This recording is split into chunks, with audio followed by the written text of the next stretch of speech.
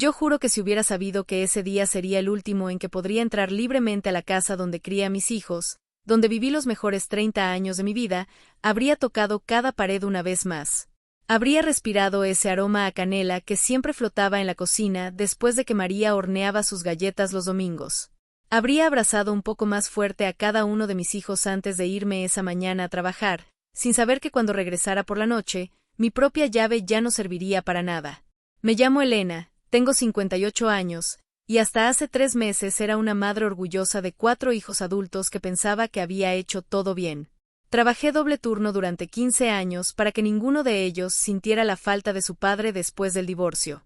Me desvelé noches enteras cuidándolos cuando tenían fiebre, les pagué universidades privadas vendiendo hasta mis joyas de la abuela, y cuando cada uno se casó, yo fui quien les dio el enganche para sus primeras casas.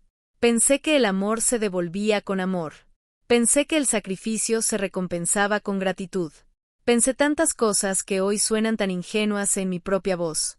Pero esa noche del martes, cuando llegué del trabajo con los pies hinchados y esa carga en la espalda que ya es parte de mí después de tantos años limpiando oficinas, cuando metí mi llave en la cerradura como había hecho miles de veces antes, el metal no giró. Intenté de nuevo, pensando que tal vez había agarrado la llave equivocada en la oscuridad del pasillo. Nada. El corazón me empezó a latir más rápido, ese latido irregular que me había acompañado desde que me diagnosticaron la hipertensión el año pasado. Mis manos comenzaron a temblar, no del frío de febrero que se colaba por la ventana rota del pasillo del edificio, sino de una sensación extraña que no sabía cómo nombrar. Toqué el timbre. 1 vez. 2 veces. Esperé. Los segundos se estiraban como horas mientras escuchaba mis propios pasos nerviosos sobre las baldosas agrietadas del pasillo. Finalmente, la puerta se abrió, pero solo lo suficiente para que asomara la cara de Miguel, mi hijo mayor, el que siempre fue mi orgullo, el que se graduó de ingeniero y tiene esa sonrisa que derrite corazones. Pero esa noche, su sonrisa no estaba ahí. Sus ojos evitaban los míos, y había algo en su postura, en la forma en que sostenía la puerta apenas entreabierta, que me hizo sentir como una extraña en mi propio hogar. Mamá, me dijo, y en esa sola palabra escuché años de conversaciones que nunca tuvimos, reproches que se habían acumulado como polvo en los rincones. Tenemos que hablar. No me invitó a pasar. Ahí, parada en el pasillo donde la luz fluorescente parpadeaba con ese zumbido molesto que siempre me daba dolor de cabeza, me dijo que entre él, Carmen, José y Ana, mis 4 hijos, habían tomado una decisión. Que ya era hora de que yo viviera mi propia vida. Que ya no era sano que siguiera viviendo en esa casa, aferrada al pasado, cuidando de espacios que ya no me necesitaban. Que habían encontrado una residencia muy bonita para personas de mi edad, donde podría hacer amigas, donde tendría actividades, donde no estaría sola. Mientras él hablaba, yo sentía como si estuviera bajo el agua, como si sus palabras llegaran distorsionadas a mis oídos. Veía su boca moverse, pero lo que realmente escuchaba era el eco de todas las mañanas que me levanté a las 5 para prepararles el desayuno antes de ir al trabajo. Escuchaba el ruido de la lavadora funcionando toda la noche porque durante el día no tenía tiempo. Escuchaba mis propias lágrimas cayendo en silencio sobre la almohada cuando pensaba que nadie me veía, preguntándome si estaba siendo suficiente, si estaba dándoles todo lo que merecían. Ya tenemos todo arreglado, mamá. Mañana vienen por ti a las 10 de la mañana. Puedes llevarte la ropa que necesites, algunos recuerdos. Lo demás, bueno, lo demás ya no es necesario, ¿verdad? Miguel hablaba como si estuviera leyendo de un guión preparado, como si hubieran ensayado esta conversación durante semanas. Y probablemente así fue. Yo me quedé ahí, con mi bolsa del trabajo colgando del hombro, sintiendo como el peso de los productos de limpieza que llevaba adentro se hacía más pesado con cada segundo que pasaba. Mis piernas temblaban, pero no sabía si era por el cansancio del día o por el shock de lo que estaba escuchando. Intenté hablar, abrir la boca para preguntarle si podía al menos entrar a buscar mis medicamentos, mi álbum de fotos, el suéter azul que tejió mi madre antes de morir. Pero las palabras se me atoraron en la garganta como si fueran pedazos de vidrio. Ellos saben lo que es mejor para ti, siguió Miguel, y por primera vez en mi vida, vi en los ojos de mi hijo mayor algo que jamás pensé que vería, indiferencia. Una indiferencia fría, calculada, como si yo fuera un problema que finalmente habían decidido resolver. Es por tu bien, mamá. Ya verás que vas a estar mejor. Cerró la puerta. Escuché el sonido del seguro girando, ese mismo seguro que yo había hecho instalar hace 5 años cuando el edificio empezó a llenarse de extraños y ya no me sentía segura. Escuché sus pasos alejándose por el pasillo de madera que crujía, el mismo pasillo donde él había dado sus primeros pasos cuando tenía 10 meses, donde había llorado la primera vez que se rompió el corazón por una niña del colegio, donde me había abrazado cuando le dije que su papá no regresaría a casa. Me quedé ahí parada, no sé por cuánto tiempo. El pasillo del edificio olía a humedad y a esa mezcla extraña de comidas de todos los departamentos. Podía escuchar la televisión de la señora Morales del 3B, el llanto de un bebé en el piso de arriba, el ruido constante del tráfico que se colaba por las ventanas. Pero todo sonaba lejano, como si yo estuviera envuelta en algodón, como si el mundo siguiera girando pero yo hubiera quedado suspendida en ese momento exacto donde mi vida se partió en dos. Saqué mi teléfono con las manos temblorosas y marqué el número de Carmen, mi única hija, la que siempre fue más sensible, la que me llamaba todos los domingos para preguntarme cómo estaba. El teléfono sonó una vez, 2, 3 veces. Cuando finalmente contestó, su voz sonaba extraña, incómoda. Mamá, ya Miguel te explicó todo, ¿verdad? Carmen, mi amor, le dije, y mi propia voz me sonó tan pequeña, tan rota. ¿Tú también estás de acuerdo con esto? ¿Tú también quieres que me vaya? Hubo un silencio del otro lado de la línea.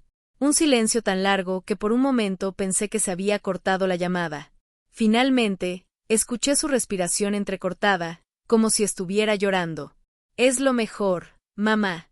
Para todos. Tú necesitas vivir tu vida. Y nosotros necesitamos vivir las nuestras. Colgó. Ahí, parada en ese pasillo frío, con mi bolsa del trabajo pesándome en el hombro y el sonido del dial resonando en mis oídos, sentí por primera vez en mi vida lo que era estar completamente sola. No la soledad de las noches cuando los niños eran pequeños y yo me quedaba despierta preocupándome por si tendría suficiente dinero para la renta del mes siguiente. No la soledad de los domingos cuando no tenía a nadie con quien conversar. Esta era una soledad diferente, una soledad que se sentía como un vacío en el pecho, como si me hubieran quitado algo esencial para seguir respirando. Caminé hasta el banco que está en la esquina del edificio, ese banco de madera que la municipalidad instaló hace años y que siempre está ocupado por los viejitos del barrio que no tienen a dónde ir. Me senté ahí, bajo la luz amarillenta del poste que parpadea desde que tengo memoria, y por primera vez en mucho tiempo me permití llorar.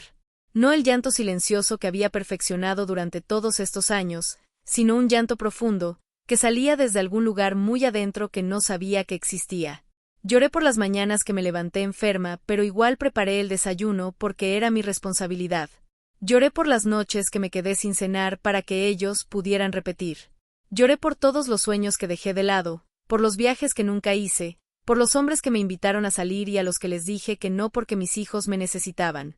Lloré por la mujer que fui antes de ser madre, esa mujer que quería estudiar literatura y que escribía poemas en servilletas cuando trabajaba en el café de la universidad.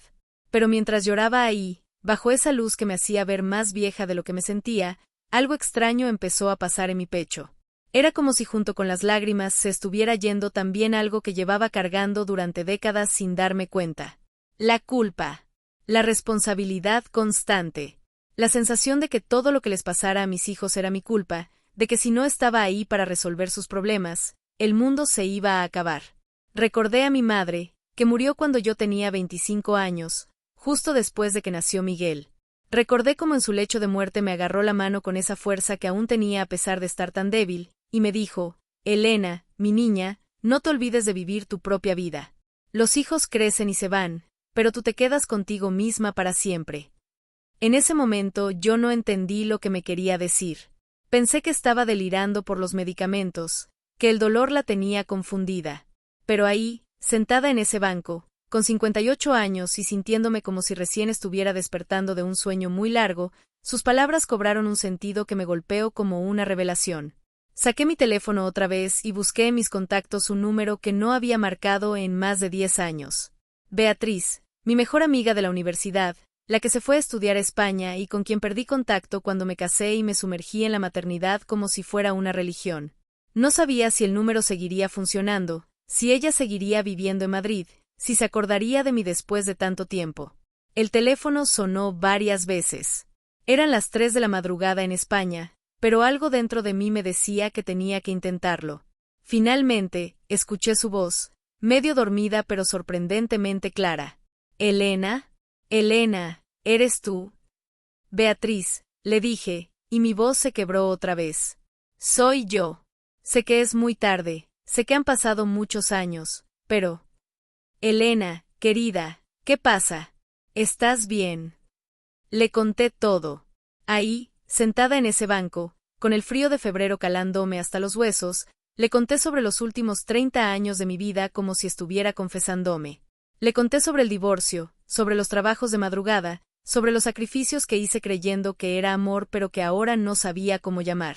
Le conté sobre mis hijos, sobre la cerradura cambiada, sobre la residencia para ancianos que habían elegido para mí sin consultarme.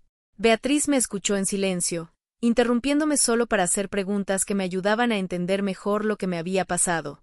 Cuando terminé de hablar, ella suspiró profundo, y pude imaginarla ahí, en su departamento de Madrid que yo había visto solo en fotos de Facebook, probablemente sentada en la cama con su pelo gris despeinado y esos lentes que siempre se le resbalaban por la nariz.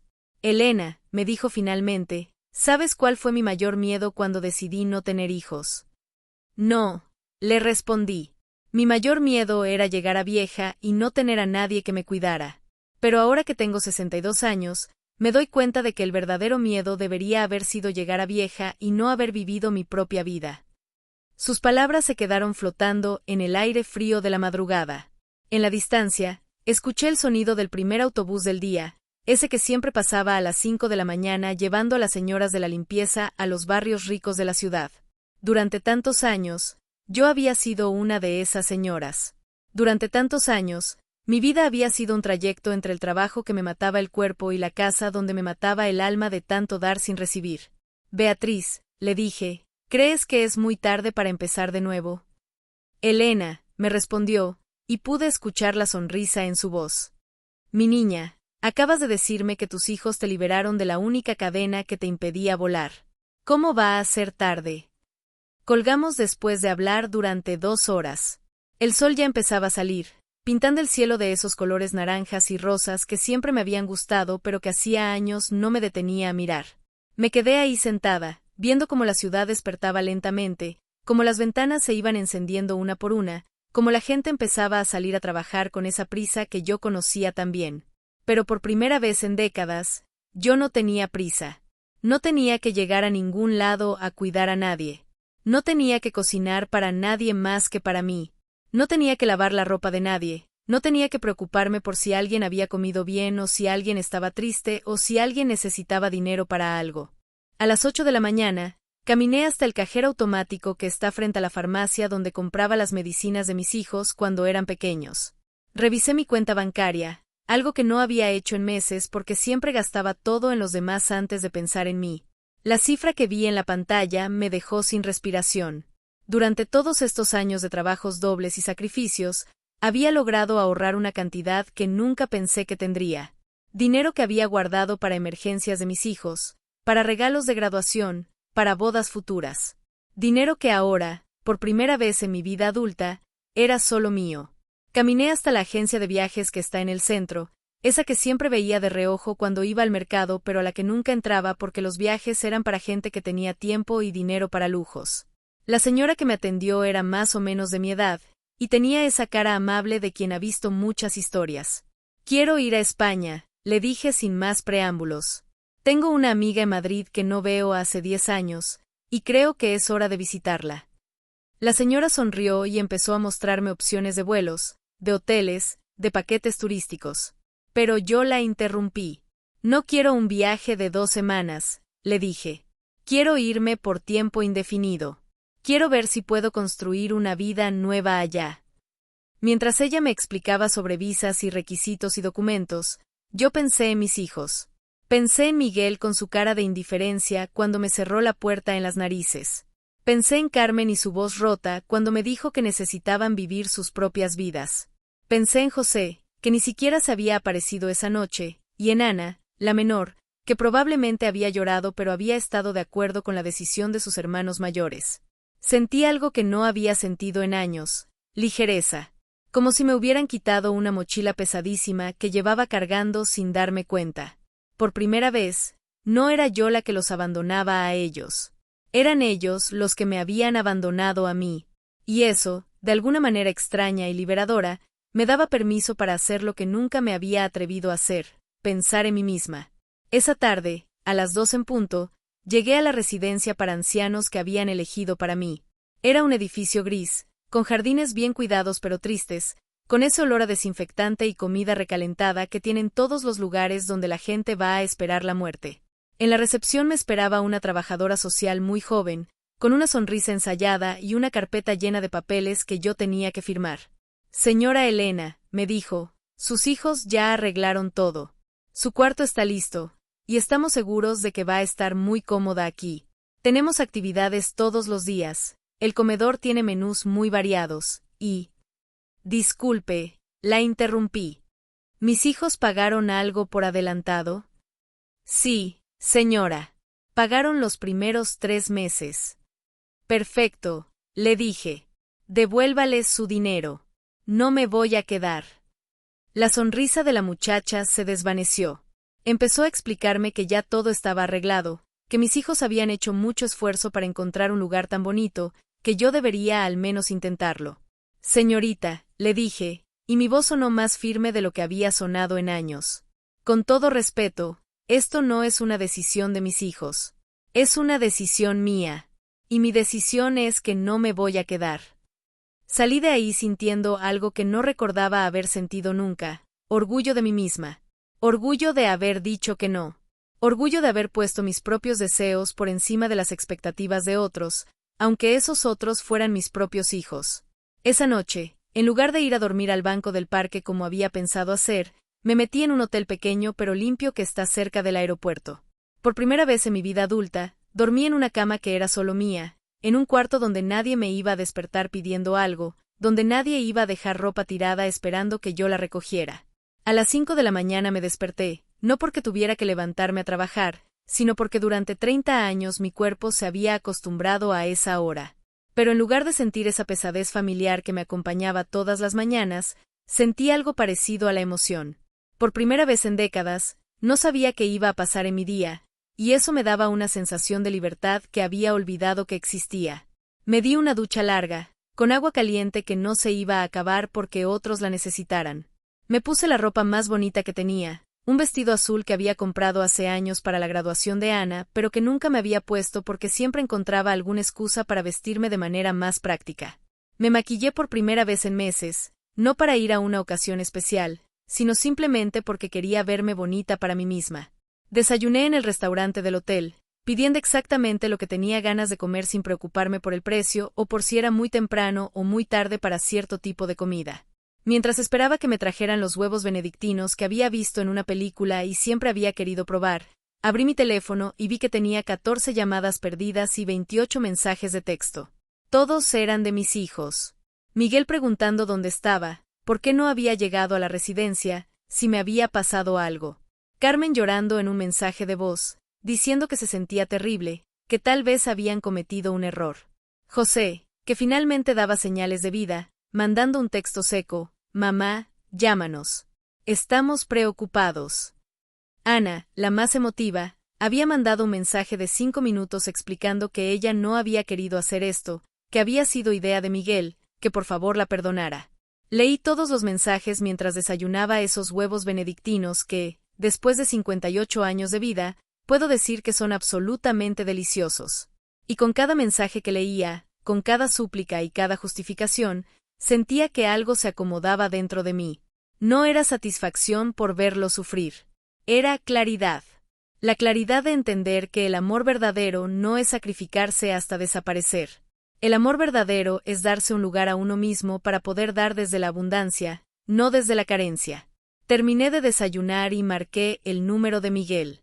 Contestó al primer timbrazo. Mamá, ¿dónde estás? Fuimos a la residencia y dijeron que no llegaste. Estamos. Miguel, lo interrumpí, y mi voz sonó calmada, serena. Estoy bien. Estoy mejor que bien. Pero mamá, ¿dónde estás? Tenemos que hablar. Creo que nos equivocamos. No se equivocaron, Miguel. Hicieron exactamente lo que tenían que hacer. Hubo silencio del otro lado de la línea. Pude escuchar que estaba en el carro, probablemente manejando como loco de un lugar a otro buscándome. No entiendo, mamá. Miguel, amor mío, le dije, y por primera vez en mucho tiempo sentí que la palabra amor salía desde un lugar real, no desde la obligación. Ustedes me dieron el regalo más grande que alguien me podía dar. Me dieron permiso para dejar de ser solo su madre y volver a ser Elena. Pero mamá, nosotros no queríamos. Sé que no querían. Sé que pensaron que me estaban castigando por algo. Pero me liberaron, Miguel. Por primera vez en 30 años, no tengo que pensar en nadie más que en mí misma. ¿Sabes lo que se siente eso? Escuché que se detuvo. Probablemente se había orillado para poder hablar conmigo con atención. Mamá, por favor, regresa a casa. Podemos arreglar esto. Podemos. No hay nada que arreglar, Miguel. En 3 días me voy a España. Voy a ver a una amiga que no veo hace 10 años. Voy a caminar por calles que no conozco. Voy a comer en restaurantes donde nadie sabe mi nombre. Voy a leer libros en parques donde nadie me necesita para nada. ¿España? Mamá, tú no puedes irte a España. Tú, nosotros. Miguel, le dije, y mi voz se hizo más firme. Tú tienes 34 años. Carmen tiene 32. José tiene 29 y Ana tiene 26. Todos tienen trabajos, todos tienen parejas, todos tienen vidas plenas y completas. ¿Por qué yo no puedo tener la mía? No supo qué responder. Después de un momento, escuché su voz más pequeña, más vulnerable, como cuando era niño y había hecho algo malo. Mamá, ¿nos odias? No, Miguel. No los odio. Los amo más de lo que jamás van a entender. Pero finalmente aprendí que amarlos no significa desaparecer por ustedes. Amarlos significa enseñarles que cada persona, incluso su madre, tiene derecho a una vida propia. Esa conversación se repitió con cada uno de mis hijos durante los siguientes 2 días. Carmen lloró tanto que tuve que colgarle 2 veces porque no podía entender lo que me decía entre sollozos. José intentó usar la lógica, explicándome los peligros de irme sola a un país extranjero a mi edad. Ana me suplicó que al menos lo pensara un poco más, que tal vez podíamos encontrar una solución intermedia. Pero yo ya había tomado mi decisión. Y por primera vez en mi vida adulta, era una decisión que había tomado pensando únicamente en lo que yo quería, no en lo que otros necesitaban de mí. El día que me fui al aeropuerto, los 4 estaban ahí. Se veían demacrados, como si no hubieran dormido en días. Carmen tenía los ojos hinchados de tanto llorar. Miguel se veía enojado y confundido al mismo tiempo. José mantenía esa cara de control que siempre ponía cuando las cosas no salían como él esperaba. Ana simplemente se veía perdida. Mamá, me dijo Carmen cuando me vio llegar con mi maleta nueva, esa maleta azul que había comprado especialmente para este viaje. Por favor, no te vayas así. Por favor, perdónanos. Me acerqué a ella y la abracé. La abracé como no la había abrazado en años, sin prisa, sin estar pensando en las 1000 cosas que tenía que hacer después. Sentí su cuerpo temblar contra el mío, y por un momento volví a ser la madre que había sido durante tantos años, la que quería resolver todos los problemas de sus hijos, la que era capaz de cualquier sacrificio con tal de verlos bien. Carmen, mi niña preciosa, le dije, apartándola un poco para poder ver su cara. No tengo nada que perdonarles. Ustedes me dieron la oportunidad de descubrir quién soy cuando no estoy siendo la mamá de nadie. Es el regalo más grande que me podían dar. Pero mamá, ¿y si algo te pasa? ¿Y si te enfermas? ¿Y si necesitas ayuda? Carmen, le dije, limpiándole las lágrimas con el pulgar como había hecho miles de veces cuando era pequeña. Durante 30 años, yo me enfermé y no me cuidé porque tenía que cuidarlos a ustedes. Durante 30 años, yo necesité ayuda y no la pedí porque tenía que ser fuerte para ustedes. Ahora es mi turno de aprender a cuidarme a mí misma.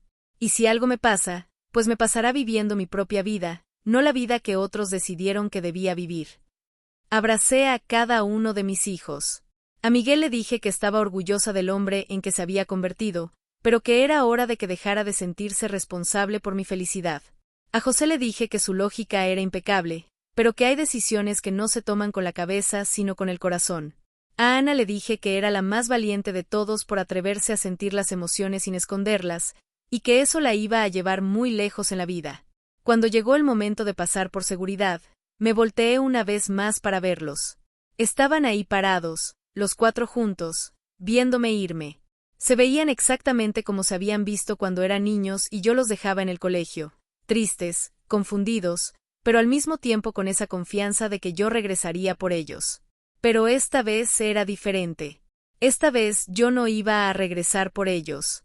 Esta vez ellos tenían que aprender a caminar solos, y yo tenía que aprender a caminar para mí misma. El vuelo a Madrid fue la experiencia más surrealista de mi vida. Nunca había volado sola. Nunca había pedido una ventanilla porque quería ver las nubes. Nunca había ordenado una copa de vino a las 2 de la tarde simplemente porque tenía ganas. Nunca me había puesto audífonos para escuchar música sin preocuparme por si alguien me necesitaba. Cuando el avión despegó y vi mi ciudad hacerse cada vez más pequeña hasta que todo se convirtió en puntos de luz, sentí algo que no sabía cómo describir. No era tristeza por lo que dejaba atrás, no era emoción por lo que venía. Era una sensación de completitud, como si después de años de estar partida en pedazos para poder darle un pedazo a cada persona que me necesitaba, finalmente me estuviera volviendo una sola pieza. Beatriz me esperaba en el aeropuerto de Madrid con un cartel que decía Elena la Libre, y cuando la vi ahí, con su pelo completamente gris pero con esos mismos ojos brillantes de cuando teníamos 20 años, me eché a llorar. Pero esta vez no era un llanto de tristeza. Era un llanto de reconocimiento, de volver a encontrarme con una parte de mí que había perdido hace tanto tiempo que ya ni recordaba que existía. ¿Estás lista para tu nueva vida?, me preguntó cuando me abrazó en medio de todo el bullicio del aeropuerto. No sé, le respondí honestamente, pero estoy lista para averiguarlo. Llevo 2 meses viviendo en Madrid para darme cuenta de que durante 30 años había estado viviendo en piloto automático. Levantarme, trabajar, cocinar, limpiar, preocuparme, resolver problemas que no eran míos, acostarme pensando en todo lo que tenía que hacer al día siguiente. Una rutina que se había vuelto tan mecánica que había olvidado que había otras formas de existir.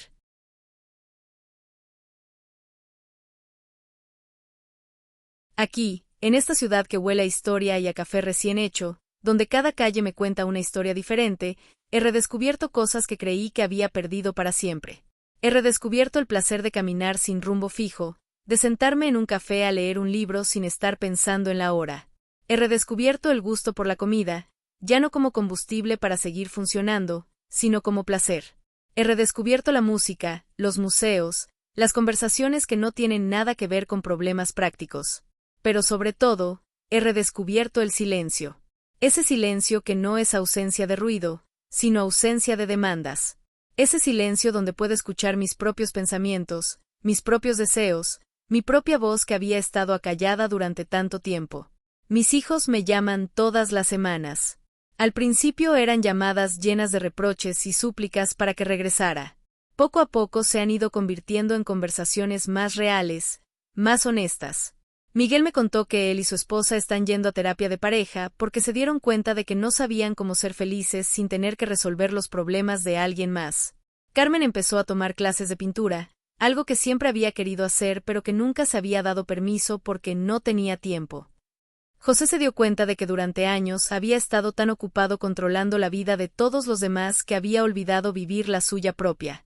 Ana, la más sabia de todos, me dijo hace 2 semanas, «Mamá, creo que todos necesitábamos que te fueras para aprender a crecer de verdad». Hace un mes conocí a Roberto, un hombre de 65 años que viene todas las mañanas al mismo café donde desayuno. Es viudo, tiene 3 hijos que viven en diferentes países, y se jubiló el año pasado después de trabajar 40 años como profesor de historia. Los primeros días solo nos saludábamos. Después empezamos a sentarnos en mesas cercanas. Un día él me preguntó si podía recomendarme un libro, y terminamos hablando durante 3 horas sobre literatura, sobre viajes, sobre la vida. Ayer me invitó a cenar. No a una cena formal ni comprometedora, sino a una cena de 2 personas que disfrutan conversando y que quieren seguir haciéndolo en un ambiente más bonito. Hace 30 años habría dicho que no tenía tiempo, que mis hijos me necesitaban, que no era apropiado. Hace 30 años habría encontrado 1000 excusas para seguir siendo solo una madre y nada más. Ayer le dije que sí. Le dije que sí porque tengo 58 años y finalmente entendí que la vida no es una sala de espera donde uno se queda hasta que sus hijos decidan que ya no necesitan más cuidados. La vida es un banquete, y yo había pasado 30 años sirviéndoles platos deliciosos a otros mientras yo me conformaba con las migajas.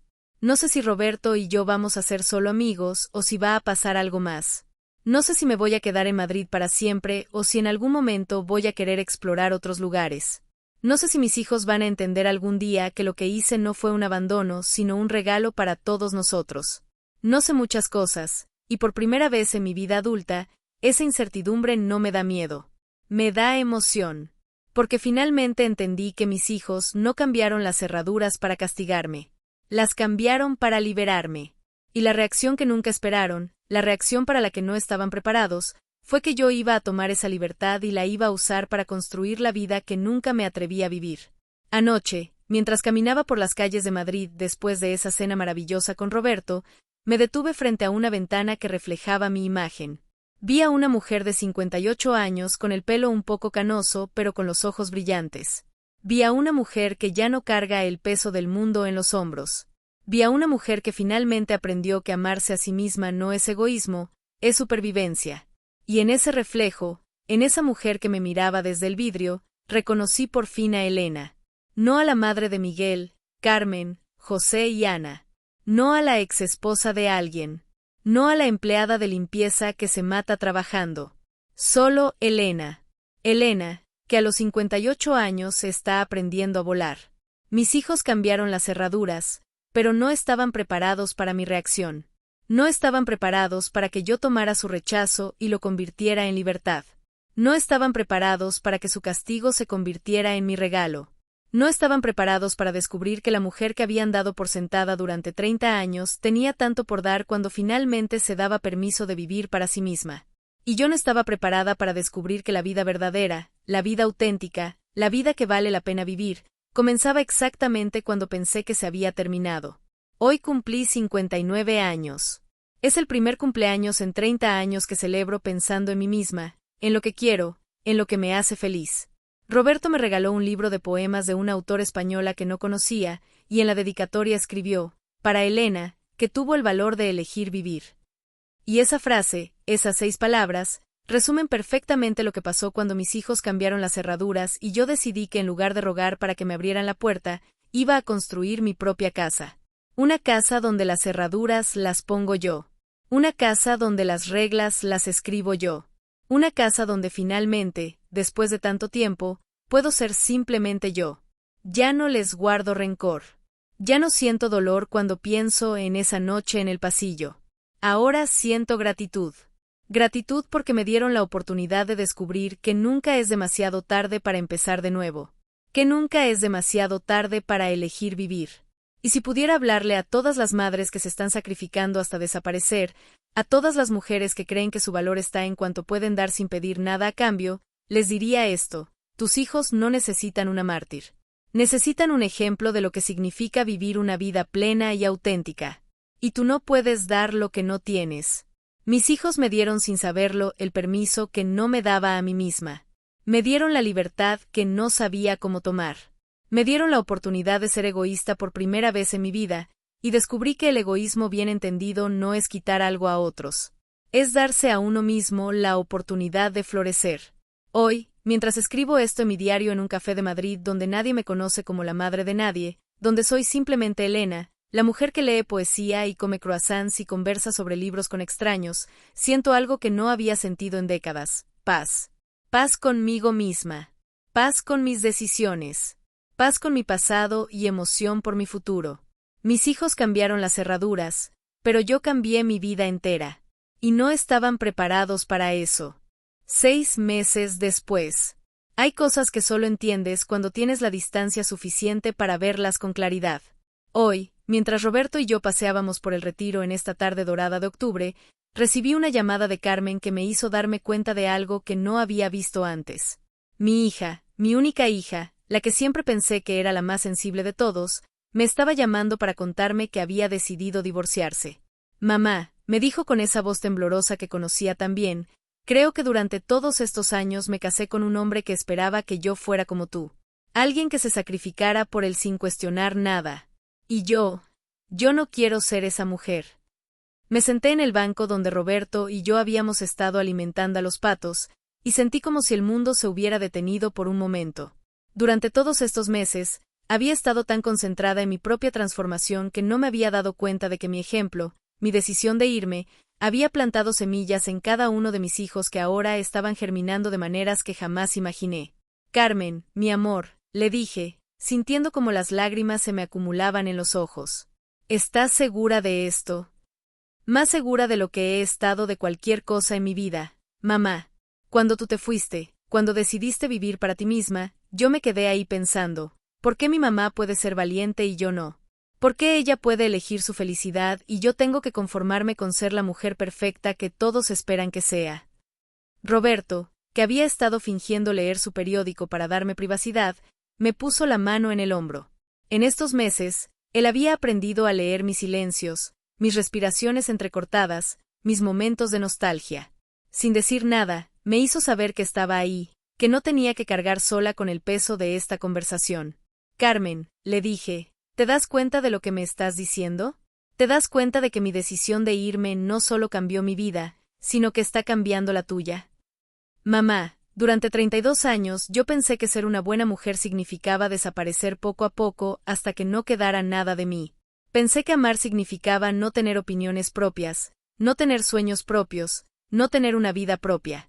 Tú me enseñaste que eso no es amor. Eso es autodestrucción.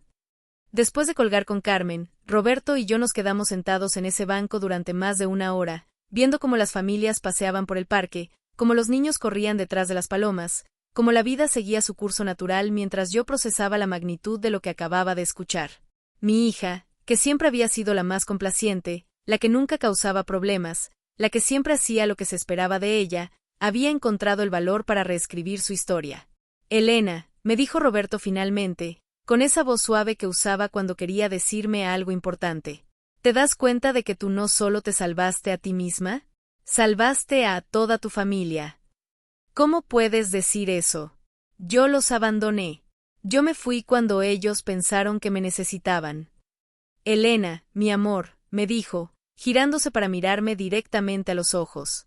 Tú les enseñaste algo que ninguna madre les había enseñado antes, que es posible elegir, que es posible decir no, que es posible vivir para uno mismo sin sentir culpa.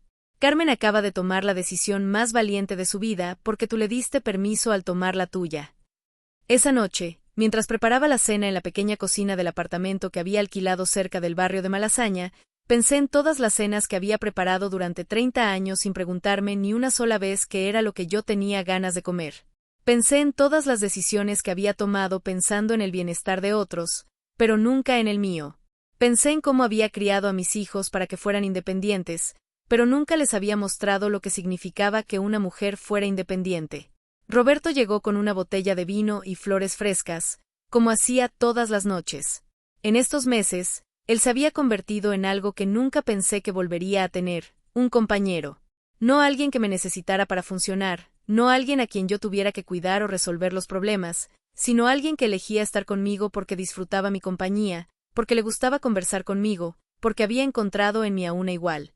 ¿Sabes qué me dijo Carmen hoy? Le conté mientras servía el pescado que había preparado con una receta que había aprendido de la señora Pilar, mi vecina catalana que se había convertido en mi mentora culinaria. Me dijo que durante años pensó que casarse significaba convertirse en una versión de mí. Alguien que se sacrifica, que no se queja, que siempre pone las necesidades de otros primero. Y ahora se da cuenta de que tú no eras feliz viviendo así, dijo Roberto, sirviendo el vino en las copas que habíamos comprado juntos en el mercado de las pulgas el mes pasado. Exacto. Ahora se da cuenta de que todo ese sacrificio no era amor, era miedo. Miedo a decepcionar, miedo a ser egoísta, miedo a que me juzgaran por querer algo para mí misma.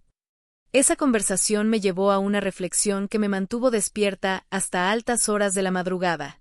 Había pasado 30 años enseñándoles a mis hijos a ser responsables, trabajadores, comprometidos. Pero nunca les había enseñado a ser felices. Nunca les había mostrado que era posible decir no, que era posible cambiar de opinión, que era posible empezar de nuevo cuando algo no funcionaba.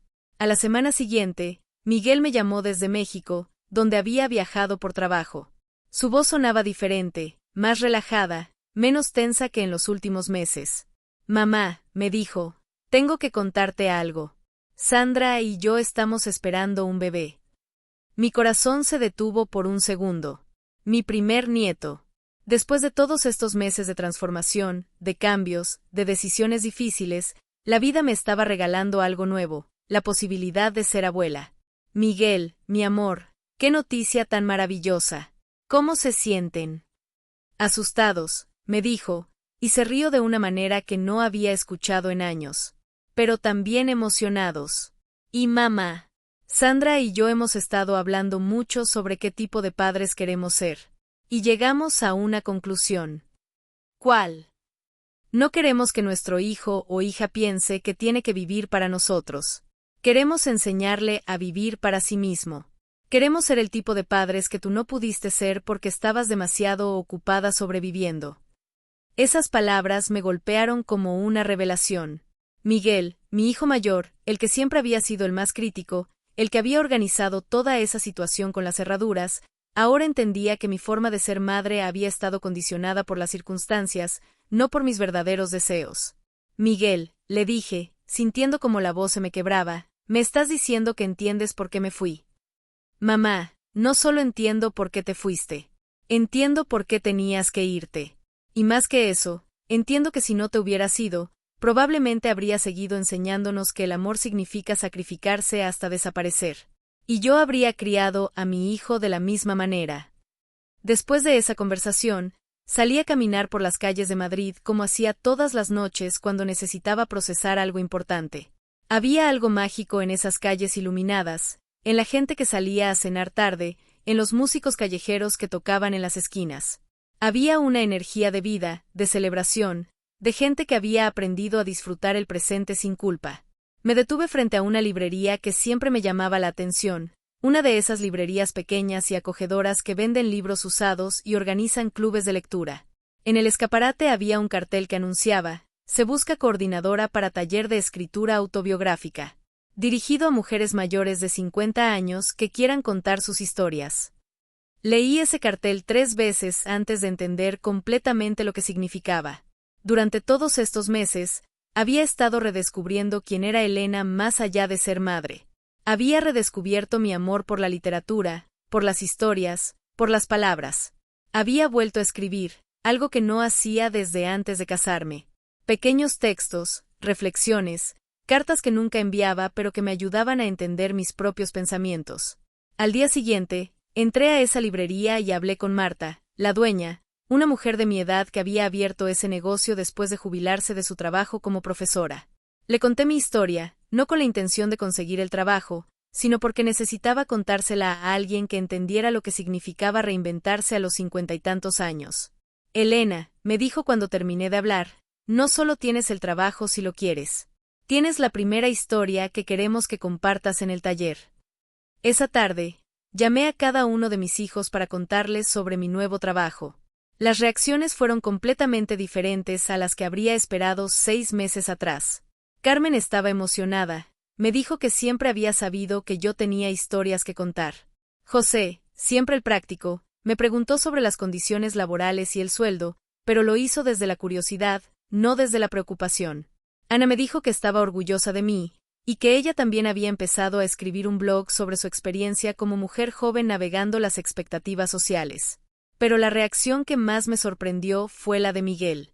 Me envió un mensaje de texto largo, algo que él nunca hacía, donde me decía: mamá, Sandra y yo queremos que nuestro bebé tenga una abuela que tenga sus propios sueños, sus propios proyectos, su propia vida.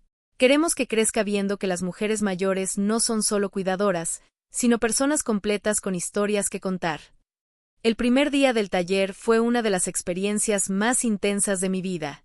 Éramos 12 mujeres entre los 50 y los 75 años, cada una con una historia de transformación, de pérdida, de redescubrimiento. Estaba Mercedes, que se había divorciado después de 30 años de matrimonio y ahora viajaba sola por el mundo. Estaba Pilar, que había empezado a estudiar arte después de que murió su esposo. Estaba Consuelo, que había salido del closet a los 60 años y ahora vivía con su pareja en una casa llena de plantas y libros.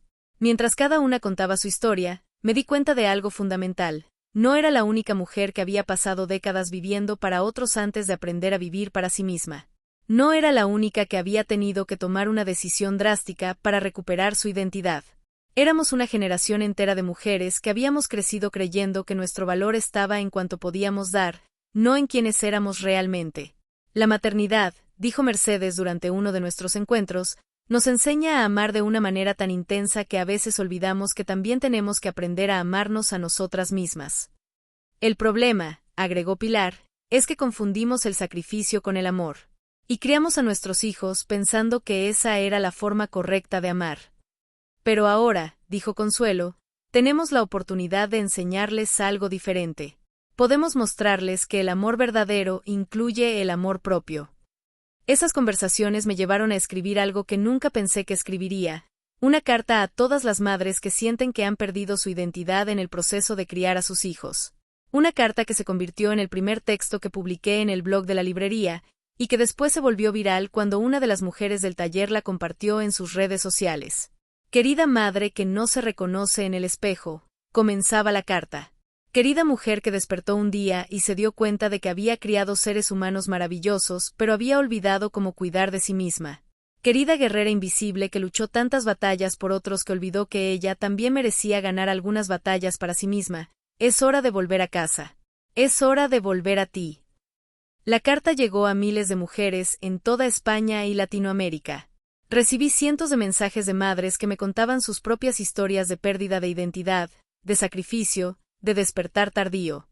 Muchas me agradecían por darles permiso para ser egoístas, como ellas lo llamaban. Yo les respondía que no era egoísmo, era supervivencia.